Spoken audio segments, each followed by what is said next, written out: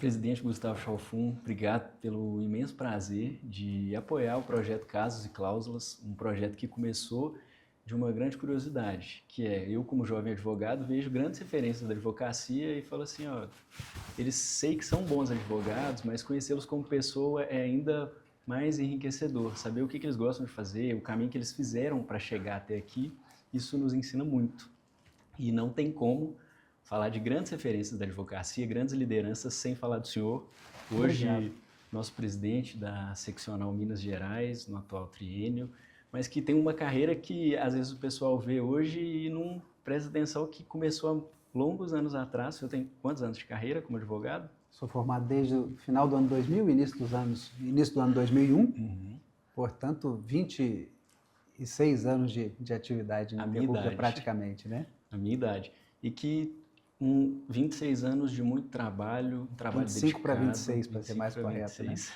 Trabalho muito dedicado, muito conciso, muito disciplinado, Obrigado. que hoje o senhor já foi eleito diversas vezes por várias análises como um dos advogados mais admirados do país, mais admirados do Estado. Saiba que é um advogado que eu admiro Obrigado. muito, uma pessoa que eu admiro muito, mas que já foi presidente da 20ª subseção durante 2007 a 2012, foi secretário-geral da nossa OAB Minas durante 2016 a 2018, Exatamente. presidente da Caixa de Assistentes dos Advogados, presidente do Conselho Deliberativo da FESUL, mestre em Direito, que é um ponto que a gente gosta muito de destacar, que é importante ser um bom advogado, estar bem relacionado, ocupar posições que façam diferença para a advocacia e se preocupar com a bagagem teórica, os estudos, e tudo que a gente olha da sua carreira é muito admirável. Então, obrigado pelo apoio, obrigado. Eu que agradeço a oportunidade de estar aqui com você, quero lhe parabenizar por esse projeto, que é um projeto que ultrapassa os campos e as salas de um escritório de advocacia, um projeto que fala para a sociedade, um projeto que certamente fala para a jovem advocacia, que é o seu principal público, Sim. que são as pessoas que precisam se espelhar em outros cases, em outros casos, em outras pessoas, escutar os causos, para que a partir desses causos nós consigamos chegar a um ponto de convergência em melhores situações. Costumo dizer que muitas vezes ser mais experiente não significa ser melhor que ninguém, estar um ponto acima de ninguém, estar um degrau acima.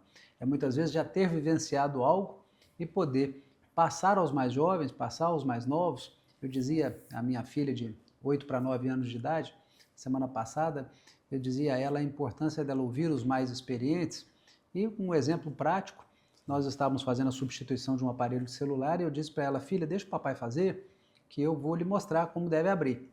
E ela não deixou e o aparelho de celular caiu no chão e quebrou. E aí eu disse para ela, tá vendo a importância de nós ouvirmos? Porque o papai sabia abrir esse telefone e poderia ter evitado aquela queda. Então, na realidade, a experiência só nos traz a oportunizar que os mais jovens tenham condições de não passar pelas mesmas dificuldades que nós eventualmente passamos. E eu estou muito feliz de ver o sucesso do seu Instagram, das suas redes sociais como um todo. Tenha em mim um apoiador sincero, leal ao seu trabalho, valorizando sempre a comunicação, que eu acho que é um elemento indispensável à nossa atividade. Muito obrigado, presidente.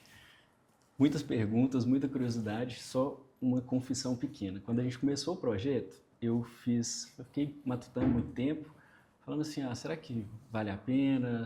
Como que a gente faz? Experiência, trabalho, mas vamos fazer. E eu anotei alguns nomes no papel. Falei assim, se o projeto der certo, um dos sinais que ele vai dar certo são que eu vou conseguir falar e receber essas pessoas, e o senhor é um dos primeiros nomes que estava na lista, então Muito obrigado, fico feliz e para mim eu acho que de estar aqui. Mais do que a satisfação de estar aqui, é a obrigação. Repito, nós que temos uma certa experiência, uma certa bagagem, precisamos guiá-los também, demonstrando os caminhos que nós percorremos, o que fizemos, naquela época em que o processo era físico, hoje é eletrônico, naquela época em que as audiências eram todas presenciais e hoje também podem ocorrer por videoconferência.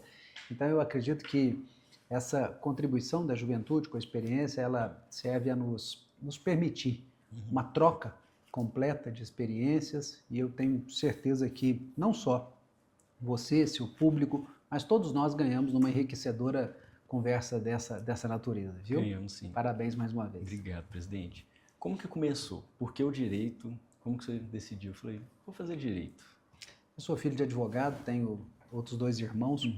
Meus irmãos estudavam fora, eu tinha um sonho de desde muito novo, acompanhei meus pais, acompanhei principalmente o meu pai, advogado até hoje, aos 85 para 86 anos de idade, e eu ia ao escritório de advocacia, acompanhava os atendimentos, isso com 10, 12 anos de idade, e eu tinha certeza de que eu abraçaria a advocacia, nunca me imaginei fazendo um concurso público, eu sempre me imaginei me doando às pessoas, me doando à advocacia.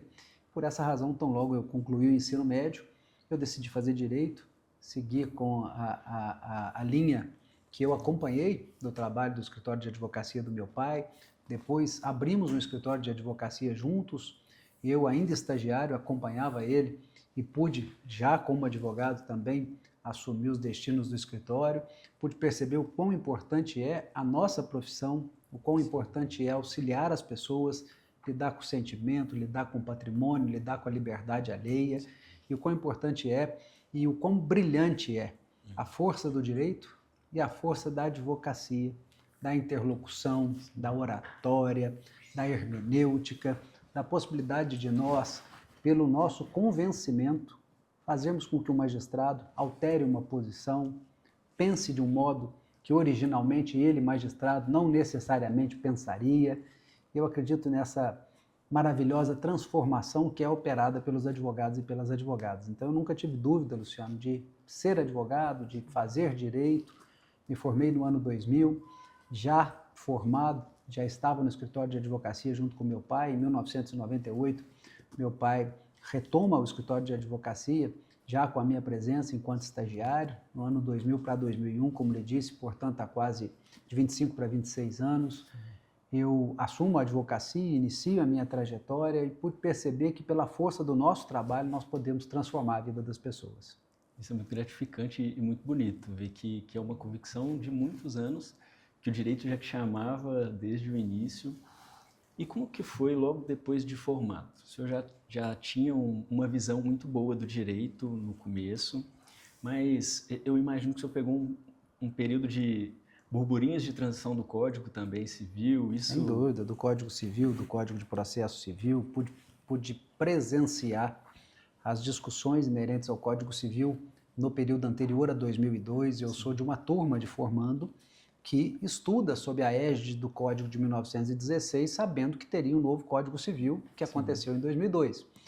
Também, aí já como professor em processo civil, pude presenciar essa transformação sofrida no processo civil brasileiro no ano de 2015, na segunda metade da década de 2010, e pude perceber que essas transformações, elas são transformações muitas vezes que num primeiro momento assustam a advocacia. Eu sou de uma época que eu costumo dizer que eu pude ter a grata satisfação de ver a advocacia de modo física, presencial, para a advocacia realizada no virtual, no digital. E isso me torna melhor do que alguém? Não, mas evidentemente que com a experiência e a percepção de como era a advocacia naquele momento, no início dos anos 2000, uma advocacia presencial e a transformação para a advocacia digital, a gente consegue entender o que precisa ser alterado no dia a dia, no cotidiano de um escritório de advocacia, o que precisa ser alterado por nós mesmos, no nosso contato com o nosso cliente, no atendimento, na resolução de um caso, na fixação dos honorários advocatícios, na formatação do contrato de prestação de serviços. Nós temos um caminho que passa pela mudança nesta figura do advogado e que certamente agora, com a inteligência artificial, nós mais uma vez somos instados a alterar, a nos preparar, a nos movimentar. E eu acredito que esse ciclo dinâmico pelo qual vivemos, principalmente nos últimos 30 anos e certamente nos próximos 30 anos, nos traz um cenário de extrema dificuldade, mas de reflexão, de que nós exercemos uma função absolutamente dinâmica, uma função em que o advogado precisa, a advogada precisa se reestabelecer, se estabelecer a todo momento, segundo a ótica e a visão daquilo que a sociedade espera. Nós vivemos certamente um dos momentos mais críticos da sociedade brasileira, com críticas ao Poder Judiciário, com críticas ao Supremo Tribunal Federal, com críticas à advocacia, uma sociedade que muitas vezes tem dificuldade em aceitar o diálogo, uma sociedade altamente polarizada. E nós, advogados, precisamos exercer a nossa função com muita temperança, com muito equilíbrio, compreendendo o Estado democrático de direito, compreendendo a função jurisdicional, a função do magistrado, do membro do Ministério Público, de nós, advogados e advogadas. E por isso eu lhe digo que todo início é difícil. Eu comecei em um escritório muito pequeno, de 2 por 3 metros quadrados, com 6 metros quadrados, na cidade de Varginha, onde eu tenho muito orgulho da minha história, de ter começado em um escritório pequeno, em ter a primeira causa, em ter a segunda causa, em ter as grandes causas, com a certeza de que a advocacia é feita cotidianamente. Nós precisamos exercer a advocacia de domingo a domingo, em todos os dias, de todos os meses, de todo o ano. É assim que o advogado se constrói. Eu certamente posso lhe afirmar, diariamente, de domingo a domingo, nos 12 meses do ano, nos 365 dias do ano, eu vivo a advocacia. Eu converso com algum cliente, com alguém que me comenta uma decisão judicial e certamente esse familiar que está ali para comentar a decisão que ele ouviu na televisão, nas redes sociais e que nos insta a manifestar e que nos leva a comentar algo, a entender qual é a angústia daquele cidadão que não é advogado, ao compreender que fulano de tal obteve uma liberação no Supremo Tribunal Federal, no Superior Tribunal de Justiça, e qual é a posição da advocacia, e principalmente no meu caso, que exercendo a presidência da OAB, sou muitas vezes instado a me manifestar sobre os temas dos mais diversos, e isso sou provocado a fazê-lo pelos meus amigos, pelos meus familiares, querendo compreender qual é a posição da ordem, o que a OAB vai fazer, e isso é muito comum, é corriqueiro no meu dia a dia, e certamente que isso nos faz, nos torna pessoas mais sensíveis, pessoas sensíveis a entender que a essência humana necessita da presença vigorosa do advogado e da advogada. Uma presença combativa, vigorosa, repito, tenaz, capaz de ser o contraponto muitas vezes. E evidentemente que nós exercemos posições contramajoritárias quando estamos defendendo uma situação, principalmente no âmbito criminal, num processo que tenha ganhado os holofotes da mídia. Sim. E nós, advogados e advogadas, precisamos compreender a importância da nossa profissão e a maravilha da nossa profissão de podermos defender nosso semelhante, de honrar a sua liberdade, o seu sentimento, o seu patrimônio, como eu disse anteriormente. Essa é a nossa função, essa é a função do advogado, e por isso que eu digo a todo mundo, advogar é de maneira serena, de maneira contínua, de maneira duradoura, exercer essa função 24 horas por dia, 7 dias por semana, em todos os dias de todos os meses de cada ano. Corrobora com aquela expressão, a advocacia é um sacerdócio. E é verdadeiramente um sacerdócio. Eu acho que a gente não desliga, normalmente pelo advento das redes sociais, normalmente pelo advento das mídias sociais, do contato que o cliente tem com muito mais facilidade no WhatsApp, no Instagram. Eu respondo aos meus clientes no WhatsApp, respondo no Instagram e tenho o hábito de responder a todos que me procuram, para que, consequentemente, eu tenha essa prestação de serviço com qualidade, para que a gente saiba que um constituinte, um cliente que nos procura, precisa de uma orientação. E muitas vezes, se ele não encontrar em mim, ele vai procurar em você. Se não encontrar em você, ele vai procurar um terceiro, um quarto profissional, até que ele se sinta seguro. Muitas vezes o cliente sabe que ele enfrentará dificuldades no Poder Judiciário, enfrentará a limitação do exercício daquela atividade, do problema que ele tem, mas ele compreende. Muitas vezes ele, inclusive, tranquiliza-se com a presença do advogado, com a fala do advogado, e é importante que nós tenhamos esse senso daquilo que nós representamos para a sociedade. A forma como nos posicionamos para os nossos clientes, saber falar a língua deles, isso sem dúvida é muito importante, porque eles têm essa insegurança e buscam em nós a segurança de todas essas coisas. Nós precisamos ter transparência com o cliente desde o início, na prestação do serviço, na formatação do contrato de honorários, no contato durante a relação profissional, no pós-relação profissional, porque esse cliente certamente vai lhe trazer outro cliente, consequentemente poderá lhe trazer outro, aumentando a sua carteira de clientes. E é efetivamente isso que a advocacia precisa, compreender de que nós, eu sempre digo e vou repetir, nós precisamos gostar de gente. Advogado que não gosta de gente não pode exercer a advocacia.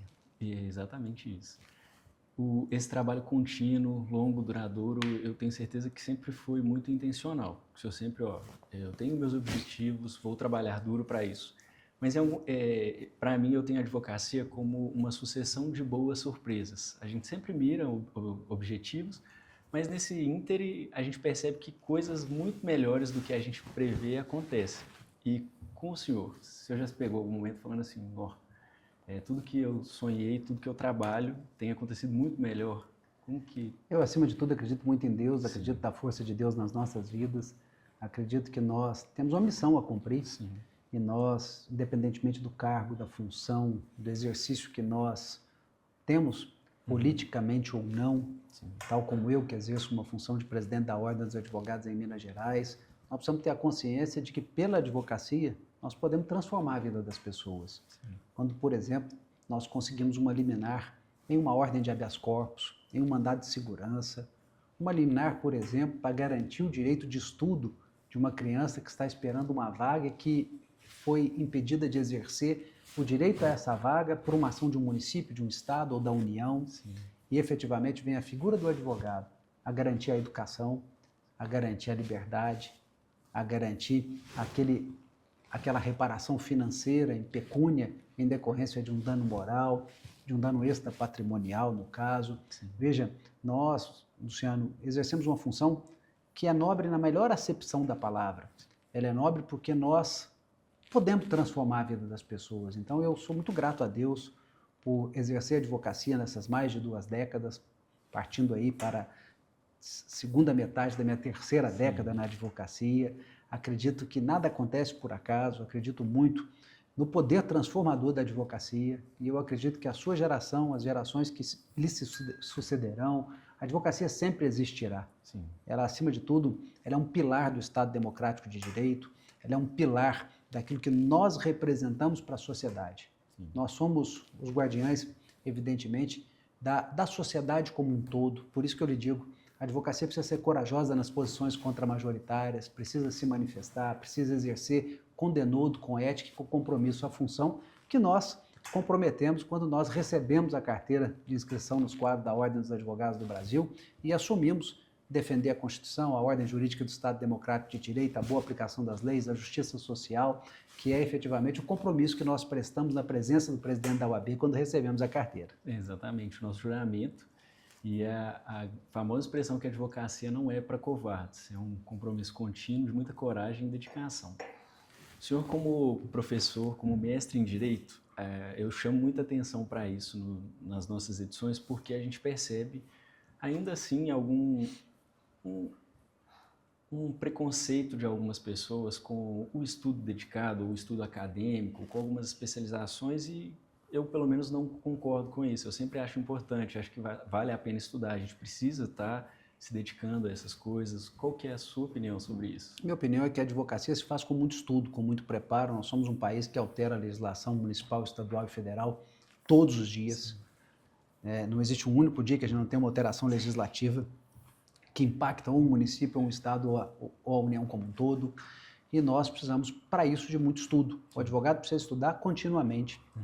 Ele precisa ler, se inteirar, compreender um pouco de geopolítica, compreender um pouco de sociologia, compreender um pouco da filosofia. Sim. Por isso que as noções básicas de direito são atreladas à sociologia, à filosofia, são ciências que nós estudamos quando começamos o curso de Direito. Sim. Por isso que na teoria geral do direito, antes mesmo da teoria geral do processo, nós compreendemos a essência do direito, que é a pacificação social. Sim. E isso não se faz sem estudo.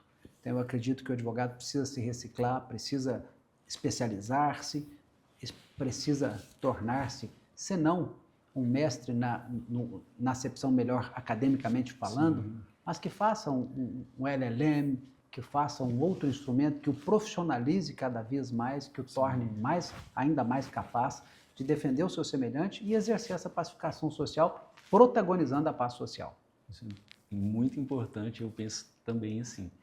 Uma outra coisa que eu percebo muito nos jovens advogados que acabaram de sair da faculdade, que é junto à OAB. Eu sempre achei muito importante e sempre tive grandes referências que estão ocupando cargos, que estão trabalhando pela Ordem dos Advogados, mas eu percebo alguns colegas na época de faculdade, não, bobeira, não vou gastar meu tempo com isso, que retorno que eu vou ter com isso? E a gente percebe que é um compromisso nosso, eu pelo menos vejo como um compromisso com o advogado, estar trabalhando em prol de outros advogados, estar colaborando com temas, com a classe, e o senhor acha que melhor do que eu, sabe? Com certeza. Eu particularmente atrelei a minha história da advocacia à Ordem dos Advogados, porque é a minha entidade, a entidade que eu pertenço, é a entidade que é a voz da sociedade civil organizada. Quando nós fomos definir o lema de gestão, unir para avançar, forte e presente, exatamente eu pensei nesta união, porque se nós não tivermos a participação ativa de todos os advogados e todas as advogadas, a ordem não continuará forte, como graças a Deus o é. E para isso nós precisamos de muita união, nós precisamos da participação massiva e ativa de todos os advogados para que eles, em conjunto, fortaleçam a entidade que eles representam. Nós somos uma das poucas entidades legitimadas a discutir ações civis públicas, a discutir ações diretas de inconstitucionalidade. Nós discutimos ações por descumprimento de preceito fundamental no Supremo Tribunal Federal. A ordem tem a possibilidade, a legitimidade e, acima de tudo, a autoridade de representar a sociedade civil organizada. E isso só se faz com a participação efetiva de todos. De nada adianta nós termos mais de 150 mil inscritos em Minas Gerais e a maioria não participar da ordem. Por isso que na nossa gestão a ordem tem sido uma gestão muito plural, uma gestão que acolhe, uma gestão que traz as pessoas para participar. Eu convido todos os advogados e todas as advogadas que queiram participar conosco, que possam vir a estar juntos com a OAB de Minas Gerais nas suas mais diversas comissões temáticas, para que nós tenhamos condições de exercer aquilo que preconiza o artigo 44 do Estatuto da Ordem dos Advogados do Brasil, corroborando a menção no artigo 133 da indispensabilidade da advocacia no texto constitucional. Isso é muito importante e muito esclarecedor, ajuda muito como incentivo para a jovem advocacia. Feito. Eu gostaria de saber, fora da advocacia, sei que é em tempo integral, sei que é toda hora e que não tiramos a capa do advogado, é algo nosso. Mas e o Gustavo? O que o senhor gosta de fazer? O seu hobby? O que te agrada? Gosto muito de ficar com as minhas filhas, com a minha esposa, gosto de viajar, gosto de passear, gosto efetivamente de ler, de assistir séries na televisão. Sou um advogado comprometido com a advocacia, sim, com os meus clientes, com a minha vida, mas efetivamente também gosto de tomar meu vinho, gosto de ir aos restaurantes, gosto de realizar viagens em família. Enfim, eu acredito que nós precisamos ter momentos prazerosos, momentos de lazer. Nós defendemos muito, há alguns anos, o recesso do judiciário de 20 de dezembro a 20 de janeiro. Sim. Nós, em um determinado momento, quando você ainda não era formado, por certo, tivemos sérias dúvidas se o recesso do judiciário permaneceria. Sim. E a conquista do Código de Processo Civil em 2015 deixou isso sedimentado, estabelecido. E eu acredito que o recesso ele faz bem para todos nós, no momento que nós podemos estar com a família, conviver harmonicamente, rever os amigos antigos. Então, tal como qualquer um dos nossos mais de 150 mil advogados, eu também tenho os meus momentos de lazer, também tenho os meus momentos de poder aproveitar o que a atividade profissional nos traz. Sim. E que certamente precisa ser concretizada em família, com as pessoas que nós amamos, e certamente é isso que eu desejo a todos. E por último, eu queria saber se o senhor pode fazer uma indicação de um livro para nós, jovens advogados. Eu acredito que uma obra que me agrada muito, professor Zé Roberto, é Como os Advogados Salvaram o Mundo. Sim. Uma outra obra que eu admiro muito de Pedro Calamandrei, Eles, os Juízes Vistos por um Advogado. Sim. Acho que é uma obra que eu recomendo muito à advocacia, aos meus alunos. É uma obra que nos faz perceber a atividade jurisdicional sob um viés dos advogados e das advogadas, como pensam os juízes. Eu acho muito importante nós compreendermos de que maneira é produzida. Eu falava do livre convencimento motivado, e nessa obra do Calamandrei, quando ele observa os juízes, na visão do advogado, ele define muito bem que o magistrado, muitas vezes, quando ele vai proferir uma decisão, nem sempre ele parte da exposição fática, do fundamento jurídico, que às vezes ele já vem com um pré-julgamento. E é aí que nasce o poder de convencimento do advogado e da advogada, é aí que nasce a possibilidade dos advogados salvarem o mundo, nessa segunda obra, nessa primeira obra que eu licitei, Como os Advogados Salvaram o Mundo, e Eles, os Juízes Vistos por um Advogado. Acho que é muito importante e interessante para que toda jovem advocacia possa fazer essa leitura. Presidente, muito obrigado pela disponibilidade, pelo apoio ao projeto, e certamente eu estou saindo aqui com experiências melhores, com um incentivo muito maior para continuar, e tenho certeza que todos os que nos assistirem vão sair ainda mais inspirados para continuar. Uma alegria muito grande participar com você. Parabéns pelo projeto. Obrigado, presidente.